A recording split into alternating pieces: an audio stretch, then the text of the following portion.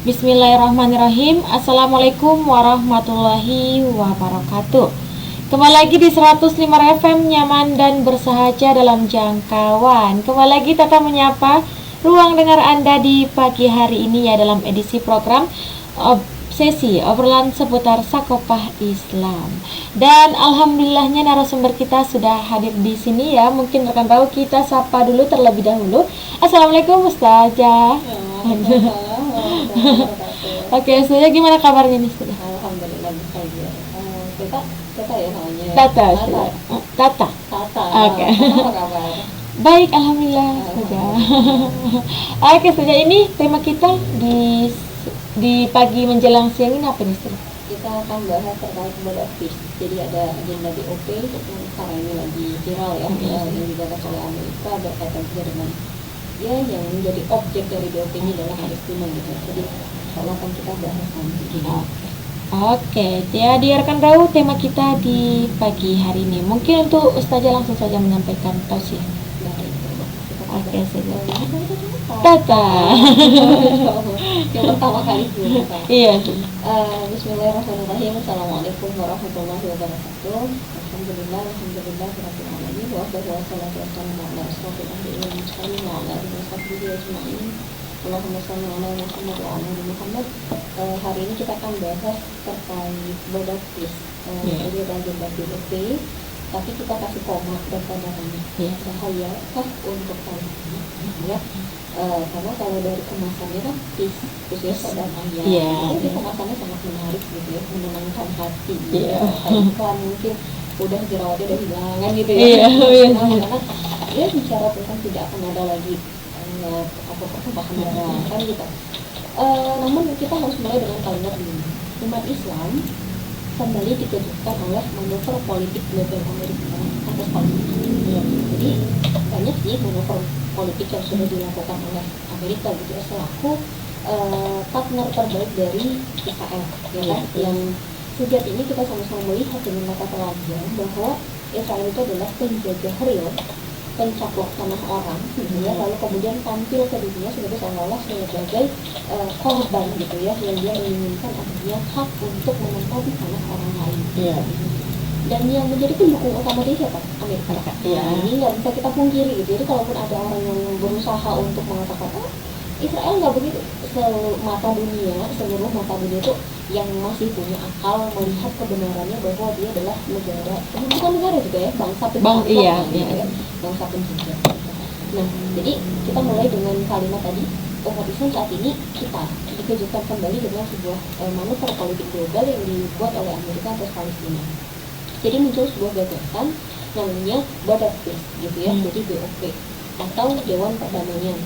Nah, dewan ini dipromosikan sebagai jalan damai bagi konflik Gaza. Jadi kalau kita bicara tentang kondisi Gaza ya, sejak peristiwa Nakba gitu ya, sampai saat ini sudah sangat banyak korban gitu. Apalagi di minggu lalu sama Erjelia ya, kita itu sudah dari tahun 2023 aja, sejak adanya perang Gaza itu udah lebih dari 70.000 orang yang meninggal di Gaza gitu. Pelakunya siapa ya? Israel gitu ya, yang menjadi pembunuhnya adalah Israel.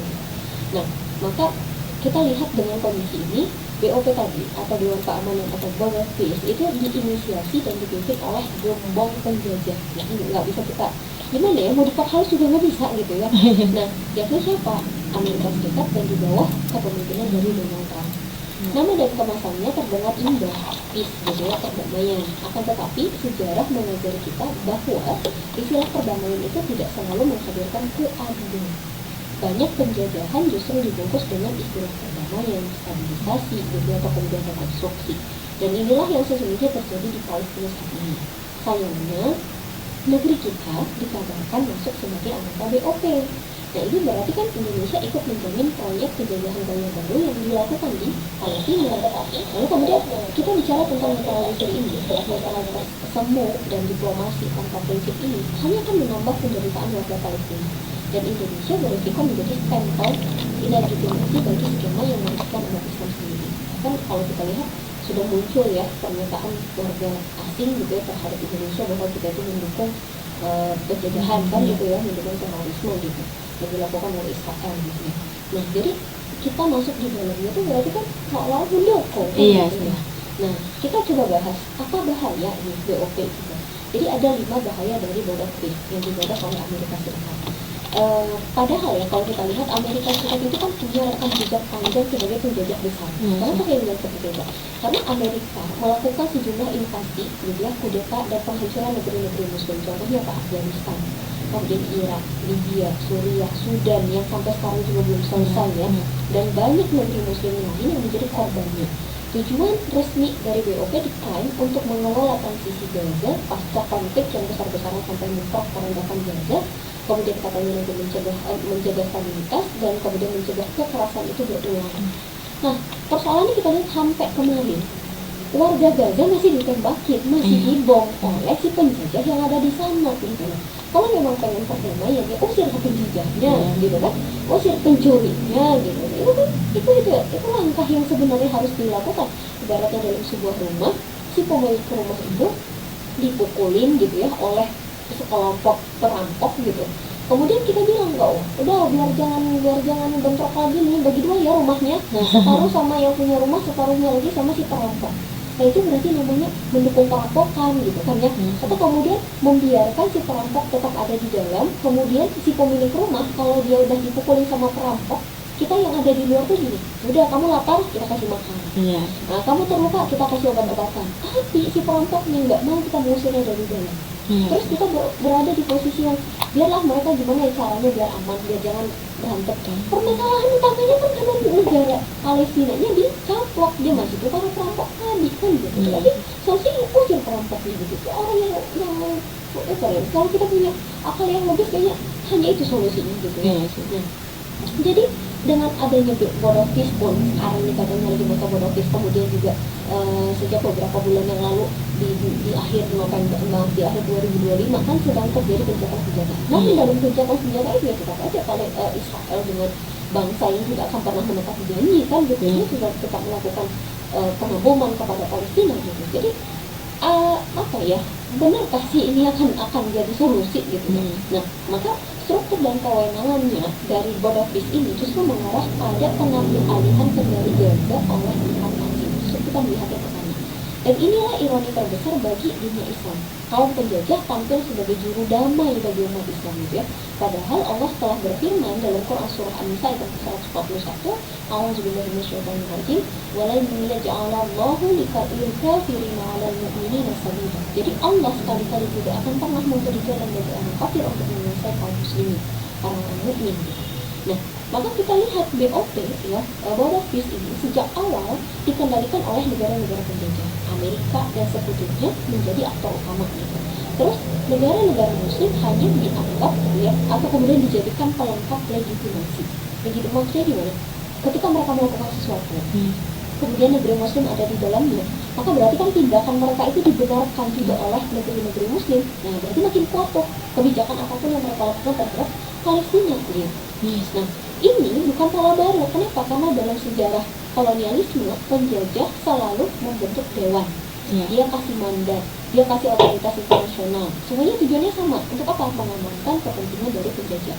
Tentu ada sejumlah catatan kritikal terhadap BOP ini. Yang pertama, tadi saya sebutkan ada 5 ya bahaya dari BOP. Yang pertama, BOP itu nanti akan merampas hak rakyat Gaza. Kenapa? Karena pembentukan Dewan Eksekutif Gaza berarti urusan pemerintahan di wilayah ini tidak lagi di tangan rakyat Palestina, tapi sudah di bagian dewan tadi. Nah, apalagi kalau tidak di tangan gini, kalau sudah tidak di tangannya warga Palestina, berarti juga sudah tidak di tangannya dunia Islam gitu. Berarti akan dikendalikan oleh tim eksekutif yang dibentuk oleh Dewan Perdamaian tadi. Nah, kemudian Gaza akan dikelola oleh struktur asing, kan orang asing tuh yang masuk ke dalamnya. Kemudian ini akan membentuk penjajahan banyak negara. Ya gimana pula kayak tadi tuh, biar rumahnya damai, orangnya negara di luar tadi yang pro sama perampok gitu kan, kemudian dia masuk di dalam, saya akan jadi kepala keluarga. Aduh, ya kan, apa nggak makin runyam gitu. Nah, kemudian itu yang pertama, berarti otoritas di Gaza, pengendalian Gaza itu lagi tidak akan di tangan rakyat Gaza lagi, tapi sudah di bawah kendali Amerika gitu. Nah, kemudian yang kedua, BOP itu akan mendorong pelucutan senjata penduduk Gaza, termasuk Hamas. Dengan dalih apa? Stabilisasi, kemudian rakyat Gaza diminta untuk menyerahkan semua peralatannya, semua alat-alat perlawanannya. Dan kalau kita lihat di sisi lain, sebaliknya Yahudi, sang penjajah, tetap berada di posisi yang punya senjata lengkap dan siap membunuh rakyat Gaza kapanpun mereka mau. Kan tadi gini, tidak boleh lagi ada bentrok. Nah, otomatis kan kalau sudah disepakati nih, kamu senjatanya mana? Kan dia benar, bawa sini, gitu. Nah, otomatis kalau rakyat Gaza dilucuti senjatanya, nggak punya perlawanan lagi sama sekali. Nah, sedangkan warga orang-orang Yahudinya tadi dibiarkan punya senjata lengkap, punya bom segala macam. Nah, ini tujuannya apa coba gitu ya? Nah, maka keamanan Gaza pun akan diserahkan kepada asing gitu. Artinya keamanan Muslim berada di tangan musuh Islam gitu ya. Padahal Rasulullah SAW bersabda, siapa saja yang terbunuh karena membela hartanya maka dia syahid. Kemudian siapa saja yang terbunuh karena membela keluarganya atau membela darah jiwanya atau membela agamanya maka dia syahid. Jadi ini kok melenceng sedikit bahasan kita ya, kayak kemarin itu ada bapak-bapak yang ngejar jambret istrinya, kemudian si jambretnya meninggal. Nah, yang memang rada lucu ya, jadi dia jadi tersangka gitu. Seandainya dia mengalami kematian ketika menolong istrinya tadi, maka sesungguhnya dia dianggap punya pahala syahid gitu. Nah, yaitu kalau di dalam Islam kemuliaan berarti menjaga harta, menjaga tanah airnya itu dia harus lakukan gitu. Justru malah ini diserahkan kepada asing gitu. Maka kalau kita lihat hadis ini menunjukkan legitimasi syar'i bahwa penghargaan tertinggi untuk setiap tindakan membela diri dari agresi penjajahan itu adalah sesuatu yang sangat tinggi, syahid. Itu syahid kata Allah. Nah, itu bahaya yang kedua gitu ya. Berarti persenjataan dan keamanan Gaza diserahkan kepada asing. Tadi kendalinya gitu ya, kemudian juga keamanannya. Kemudian yang ketiga, apa bahaya dari BOP ini? BOP tidak melibatkan rakyat Palestina. Itu yang harus kita bahas garis bawah. Nggak ada kan rakyat Palestina atau anggota Hamas yang dibawa ke sana. Nggak ada gitu. Padahal mereka lah korban dari penjajahan genosida ini. Artinya sang penjajah dan penjagal Gaza gitu ya, yakni Yahudi Zionis, malah masuk sebagai anggota dewan tersebut. Nah, jadi pertanyaan kan, yang jadi korban kok nggak diikutkan gitu. Terus yang keempat, BOP tetap mempertahankan eksistensi Israel. Jadi tidak ada poin dalam BOP itu yang mengatakan Israel harus angkat kaki dari Palestina. Nah, ada bunyinya. Maka tidak ada tuntutan pembongkaran negara penjajah itu. Tidak ada pengembalian tanah Palestina yang dirampas oleh Yahudi. Dengan kata lain, akar masalah Palestina sama sekali tidak disentuh dengan adanya BOP ini. Yang terakhir, apa bahaya dari BOP? Keterlibatan dari para pemimpin Muslim dan para penguasa-penguasa Muslim juga dalam BOP merupakan pengkhianatan terhadap Palestina sebenarnya. Apalagi mereka duduk bersama Yahudi, sang penjajah, sang penjaga yang penjaga itu yang menggorok leher warga Palestina gitu ya. Nah, kemudian para pemimpin Muslim itu justru ikut dalam skema yang mengamankan penjajahan. Padahal kata Allah dalam Quran surah Al-Maidah ayat 51, wahai orang-orang yang beriman, janganlah kalian menjadikan Yahudi dan Nasrani sebagai pemimpin. Berarti 5 bahayanya tadi kok jelas terlihat di depan mata. Nah, terus apa yang harus kita lakukan? Palestina itu butuh pembebasan. Jadi penjajahan dimanapun, termasuk di Palestina, sesungguhnya tidak akan pernah berakhir di meja perundingan yang timpang. Hingga kenapa timpang? Ya tadi korban aja nggak dibawa gitu kan. Nah, Palestina yang lama terjajah sama sekali tidak akan pernah dibebaskan oleh dewan-dewan internasional buatan penjajah. Nah, kenapa bisa? Ya udah berapa kali tuh disodorin ke Dewan Keamanan PBB, nggak pernah juga kan? Tiba-tiba muncul nih border peace gitu loh, dengan segala skenario-nya, termasuk melucuti senjata tadi. Nah, kemudian solusi untuk membebaskan Palestina dan Gaza itu solusinya bukanlah dengan negosiasi tadi lagi gitu. Solusi satu-satunya adalah dengan mengusir Zionis Yahudi dari Palestina, dan dia pasti harus dengan pasukan jihad gitu. Dan jihad inilah yang telah Allah perintahkan dalam Quran surah Al-Baqarah ayat 191, yang artinya perangilah kaum kafir itu di mana saja kamu yang temui mereka, dan usirlah mereka dari tempat mana saja mereka telah mengusir kamu. Nah, kemudian pada ujung ayat ini Allah menegaskan, jika mereka memerangi kalian maka perangilah mereka. Demikianlah balasan setimpal bagi orang kafir. Itu kata Allah. Berarti kan jihad memang gitu. Nah, maka cukup dengan mengarahkan ratusan ribu tentara Muslim dari negara-negara Arab aja, nggak mesti harus dari Indonesia, dari negeri-negeri Arab. Tentu sangat mudah untuk melakukan jihad untuk menumpas sekaligus mengusir Zionis Yahudi dari bumi Palestina. Sayangnya, gitu ya, saat ini umat tidak memiliki institusi global sebagai pemersatu mereka. Kalau kita bicara tentang pemersatu ya, di minggu lalu tuh banyak tuh kita bahas tentang khilafah gitu. Nah, kemudian kita lihat sebagaimana dulu gitu ya, kaum muslimin berada dalam satu sistem kehidupan, penuh satu negeri gitu ya. Jadi kekuatan mereka berhimpun dalam satu kendali, punya potensi, punya sumber daya, punya kekuatan umat, termasuk kekuatan militer, dan itu ada di dikumpulkan satu dunia. Dengan itulah sebenarnya khilafah nanti mampu menjadi satu-satunya institusi membela dan pelindung umat Islam sedunia, termasuk untuk Palestina. Ini yang paling mencolok sekarang Palestina. Tapi kita juga tidak boleh tutup mata dengan masih adanya kasus Sudan, Syria, Afghanistan dan yang lainnya. Mungkin ini dulu, nanti insya Allah kita nanti diskusikan dulu. Ya, pikirkan tahu, kita jeda dulu dengan beberapa iklan. Nanti kita akan kembali lagi di sesi berikutnya. Jadi jangan kemana-mana, tetap di 105 FM Your Lifestyle.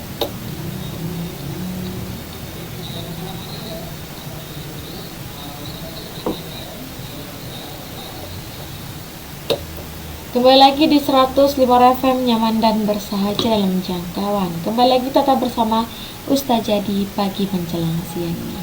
Ya rekan-rekan, mungkin langsung saja Ustazah kita lanjut lagi nih. Jadi tadi kita udah bahas 5 bahayanya ya. Iya, Ustazah. 5 bahaya dari monarkis. Sekarang kita mau bicara tentang apa sih yang harus dihadirkan untuk Palestina. Tadi di akhir sesi pertama kita udah kuat bahwa ya nggak mungkin ini harus dituntaskan militer. Kenapa? Karena mereka dijajah secara militer.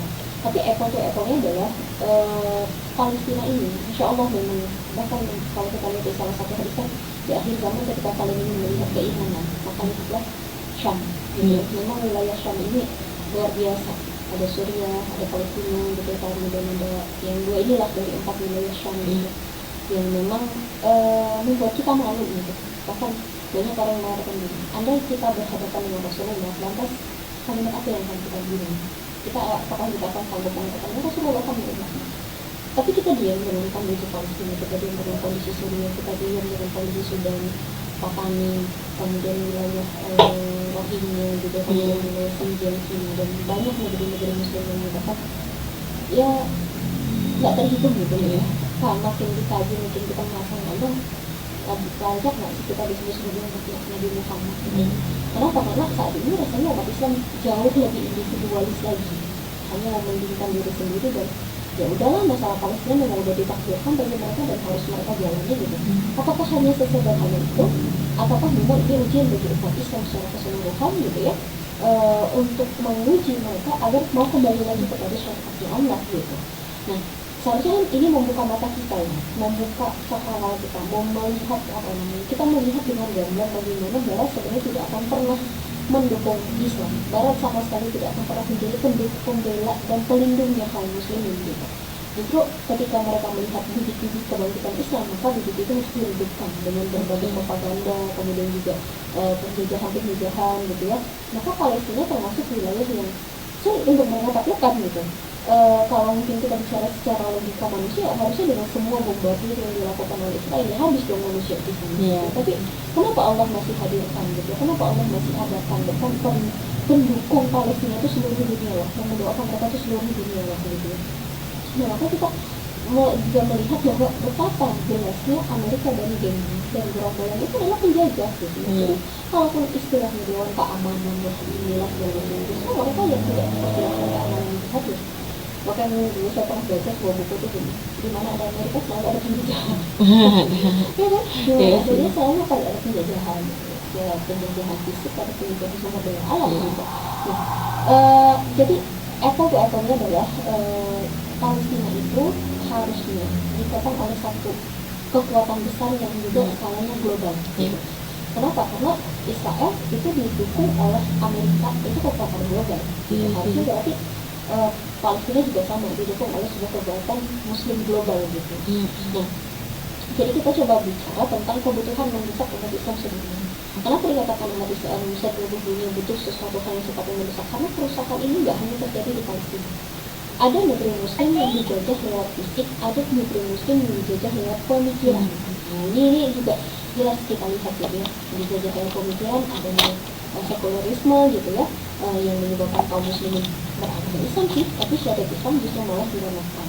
Kemudian juga permasalahan moralitas, permasalahan kemiskinan, permasalahan kriminalitas gitu ya, itu juga terjadi di belahan negeri Muslim lainnya. Jadi sebenarnya sama-sama punya masalah gitu ya.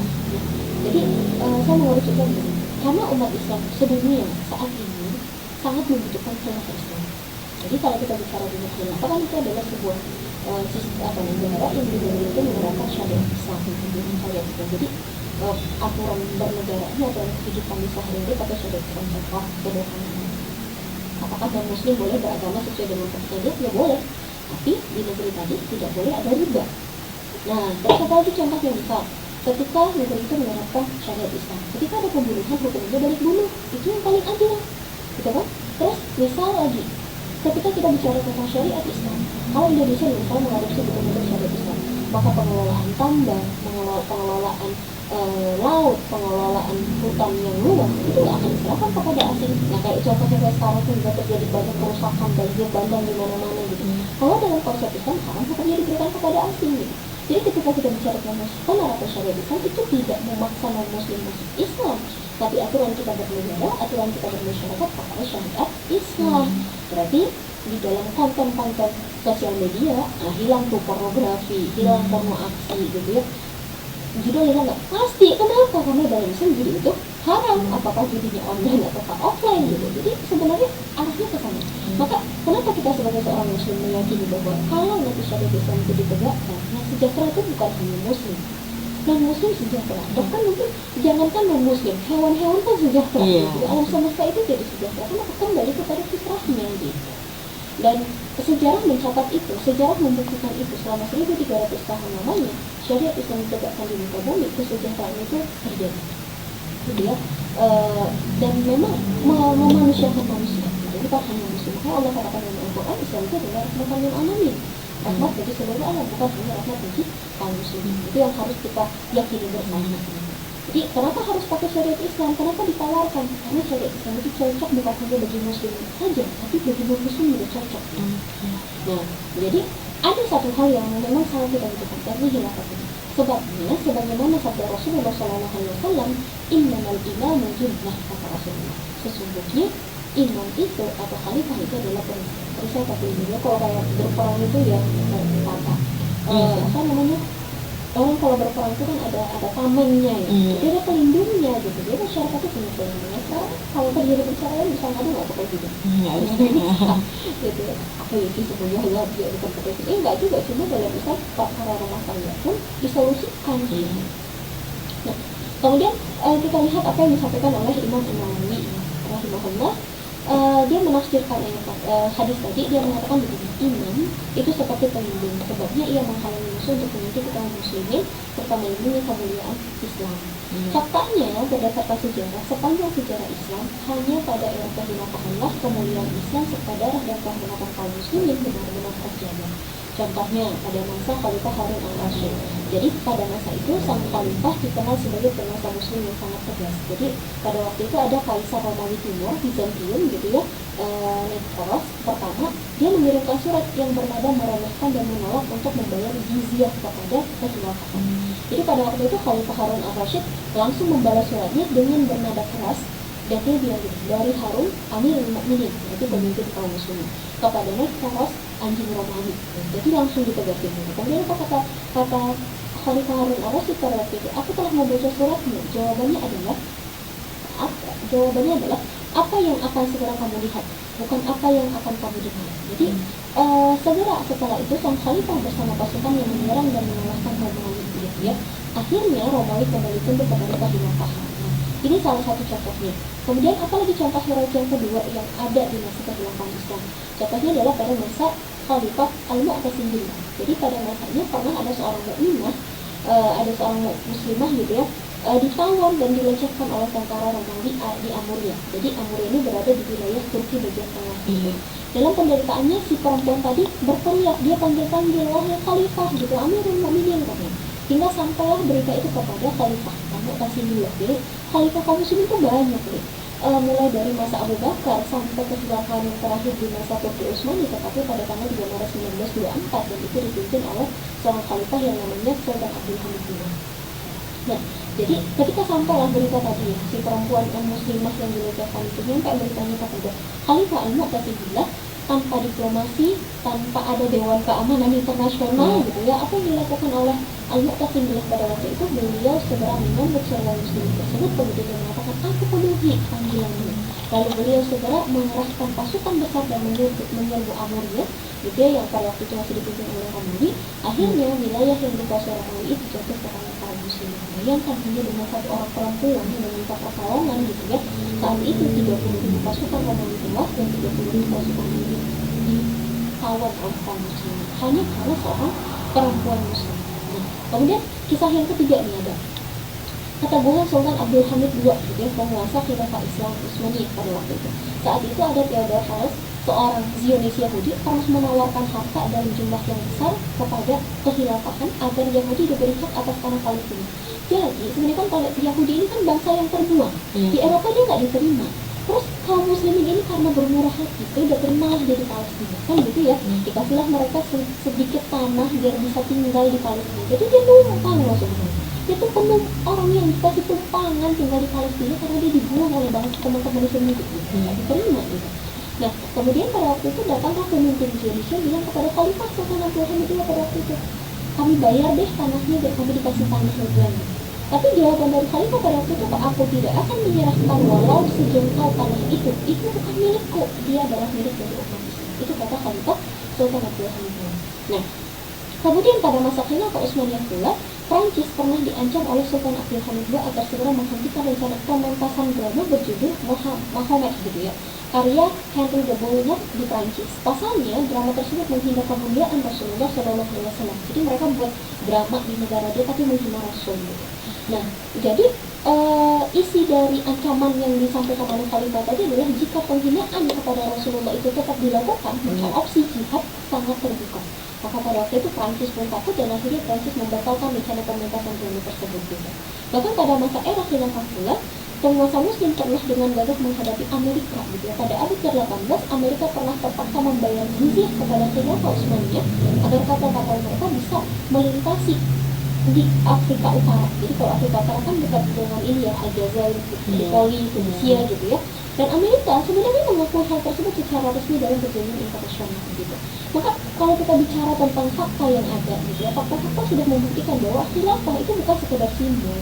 Ia adalah institusi pemerintahan Islam global yang pernah ada dan berdiri selama 1.200 tahun lamanya. Khilafah mampu memelihara kemuliaan umat Islam, melindungi kehormatan dan darahnya kaum muslimin. Alhasil, kalau kita lihat di tengah ancaman global Amerika dan Barat yang semakin meningkat di dunia Islam saat ini, juga di tengah kegagalan para pemimpin Muslim yang selama 78 tahun tidak mampu membebaskan Palestina, gitu ya, cita-cita untuk mendirikan kembali kekhilafan adalah pilihan yang sangat rasional. Kenapa? Sebenarnya kaum muslimin punya pasukan, punya militer, punya alutsista, punya kekayaan, gitu. Tapi kalau nggak ada komando dari seorang khalifah, gimana coba? Sedangkan mereka sendiri kan punya komando, Hidayat itu punya komando, kaum muslimin nggak punya komandonya, gitu. Maka selain ini adalah syariat dari Islam, kewajiban dari Allah dan dicontohkan oleh para khulafaur rasyidin tidak sesudah masa Rasulullah, berarti ini adalah sebuah kebutuhan bagi kita, dan ini satu kebutuhan yang besar. Berarti menghadirkan kembali kepemimpinan Allah di tengah-tengah kaum muslimin yang dengan adanya khilafah Islam. Mungkin itu kembalikan kepada topik pertama. Oke, itu dia ya rekan Rau. Kita jeda dulu dengan beberapa iklan atau bagaimana ini sudah? Boleh. Oke. Kita jeda dulu dengan beberapa lagu. Nanti kita akan kembali lagi untuk closing di penutupnya, di penghujung. Jadi buat rekan Rau jangan kemana-mana, tetap di 105 FM Your Lifestyle. Ya rekan Rau, kembali lagi Tata menyapa ruang dengar Anda dengan Ustazah. Ini closing statement ya Ustazah. Langsung saja kepada Ustazah ini. Jadi God of Peace ya, bahaya untuk Palestina kita bisa simpulkan iya, karena pada akhirnya hanya akan membuat Palestina lebih dia dilemahkan, gitu. Satu hadis yang harus kita dengar bersama kata Rasulullah SAW. Maaf, ini adalah bukan hadis ya, tapi perkataan dari seorang ulama ya. Imamah atau khilafah ditegakkan untuk menggantikan fungsi kemudian yang menjaga urusan agama dan memimpin urusan dunia. Itu memang real dalam Islam. Jadi ada sebuah kaidah fikih yang mengatakan bagaimana yaitu wajib itu sesuatu wajib, sesuatu hal yang wajib tidak akan sempurna tanpa sesuatu hal yang melindungi, maka yang melindungi ini perlu menjadi wajib. Jika kita membebaskan Palestina wajib. Jadi bagaimana agar bisa membebaskan Palestina? Tidak mungkin dengan negeri muslim yang terpecah belah sekarang. Karena itu adanya kesatuan umat Islam. Yang kesatuan itu berdasarkan sejarah dan berkata sudah bisa namanya kekhilafan Islam. Dan kekhilafan Islam itu tidak akan menuntaskan hanya masalah Palestina, tapi juga masalah negeri-negeri Muslim lain termasuk di Indonesia. Insyaallah. Oke saja. Alhamdulillah ya rekan tahu, kita sudah di penghujung acara di talk show di siang hari ini ya rekan tahu, dan semoga apa yang kita bahas hari ini dapat menambah pemahaman, menguatkan kepedulian serta menjaga pengingat bagi kita semua. Dan terima kasih kepada Ustazah sudah datang ke sini ya untuk menambahkan ilmu ya. Dan juga untuk rekan tahu yang sudah setia mendengarkan dari awal hingga akhir. Dan terima kasih atas kebersamaan Anda. Mohon maaf apabila ada kekurangan. Tetap pamit undur diri. Sampai jumpa di program berikutnya. Wassalamualaikum warahmatullahi wabarakatuh. Maaf ya Dek, karena kakak